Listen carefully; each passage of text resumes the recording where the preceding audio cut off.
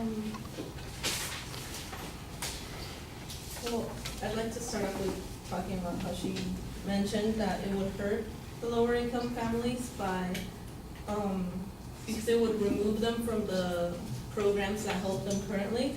But according to CaliforniaBudgetCenter.org, estimates from the Legislative Analyst's Office show that a $15 minimum wage, together with CalFresh and the federal earned income tax credit, will lift full-time minimum wage workers supporting 2 children above the poverty line in many parts of the state where the current $10 minimum wage isn't enough to do so, even in combination with these supports.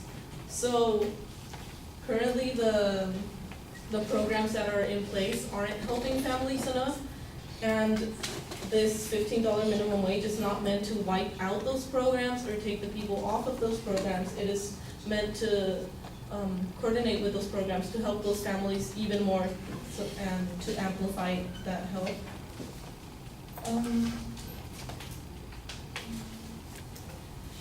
In regards to small business being affected, she mentioned 2 restaurants in San Francisco that were closing down, but most restaurants are known to not last more than the first year. It's a very competitive industry, and most restaurants close down for many reasons.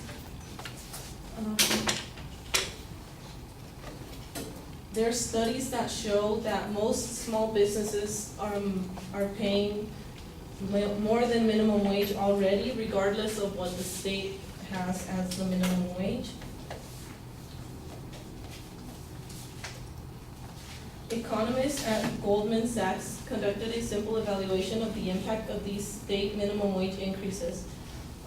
They compared employment change between December and January in 13 states where the minimum wage had increased, and they found that the states where the minimum wage went up actually had employment growth higher than the other states, where the other states that didn't raise their minimum wage stayed at the current level of employment.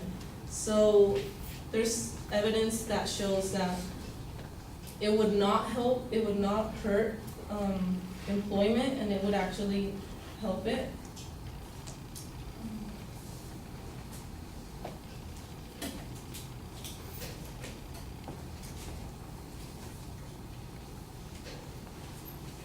I would like to mention how inflation is something that has been kind of not mentioned so much, where it seems like the $15 minimum wage is a very radical thing to increase from one year to the next, but it's meant to increase until 2022. And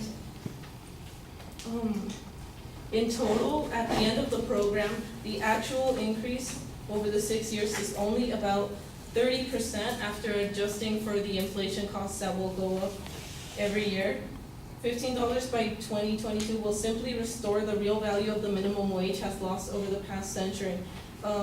Since it hasn't risen since 1968, if it had kept up with inflation, the current minimum wage right now should be $11.80 per hour, where it's not, it has barely risen up to $10.